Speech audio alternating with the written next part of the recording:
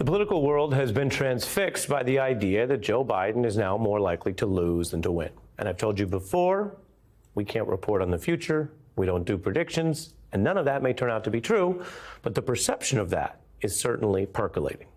And that does a number of things. One of them may actually help Joe Biden if he remains the nominee. Let me explain. Is this a story about Joe Biden's fitness in those questions? Is it a story about Donald Trump's fitness, which has been called into question for many reasons?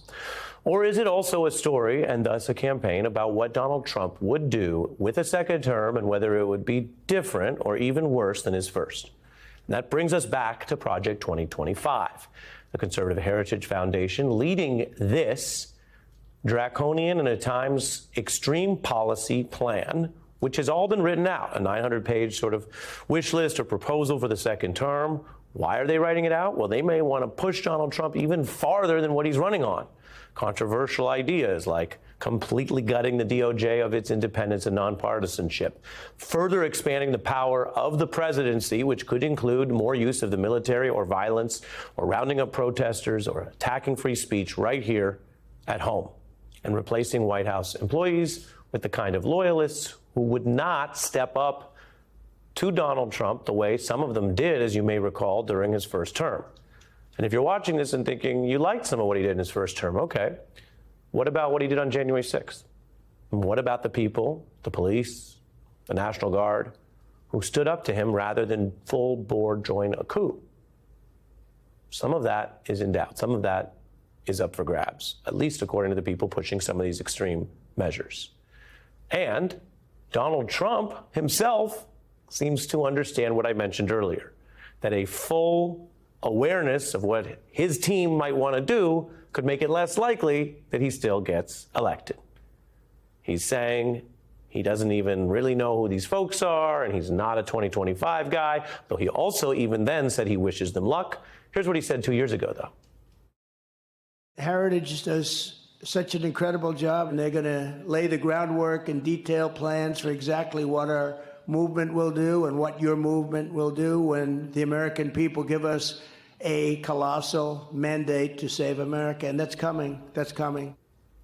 Heritage is going to give you a written plan, and they have. And now that plan, and this is the only good thing you can say about transparency, even with all the cynicism out there, that plan has started to get noticed. Indeed, we told you last night it has been Googled more in the last week than Taylor Swift herself. Some of that Googling may be just curious. Some of it may be people who like the ideas, but apparently a lot of them don't. Donald Trump now, this month, claiming he has nothing to do with 2025. The New York Times editorial board, which has blasted Joe Biden and called him to leave the race, is today saying Donald Trump is unfit to lead and calling him, quote, dangerous. That puts the Times in the category of so many voters, the so-called double haters who don't like either of these choices. We're back with Obama campaign veteran Che Komanduri. You know how we do it, Che. We follow the evidence. We look at everything. We discuss some of the problems facing Joe Biden.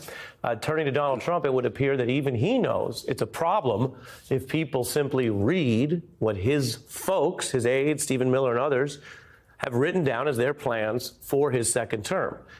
Why do you think he's running from this? Well, he knows it's politically toxic.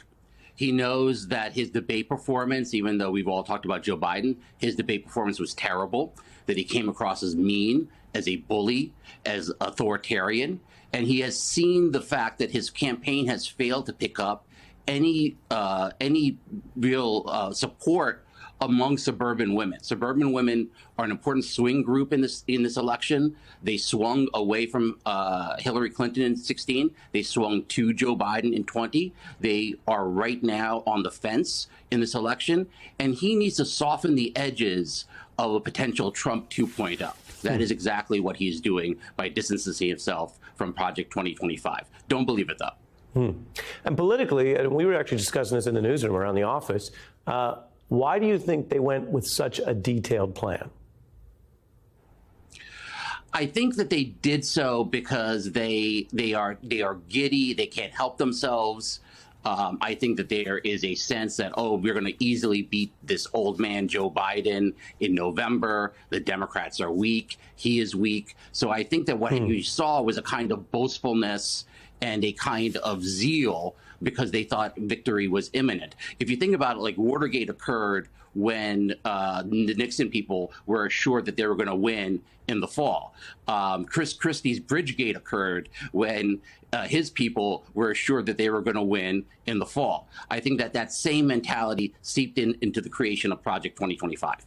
Hey there, MSNBC fans. I'm Luke Russert, and be sure to join me, Rachel Maddow, Jen Psaki, Lawrence O'Donnell, Steve Kornacki, Joy Reid, and many more September 7th in Brooklyn, MSNBC Live Democracy 2024. Click on the link for ticket information. We will see you there.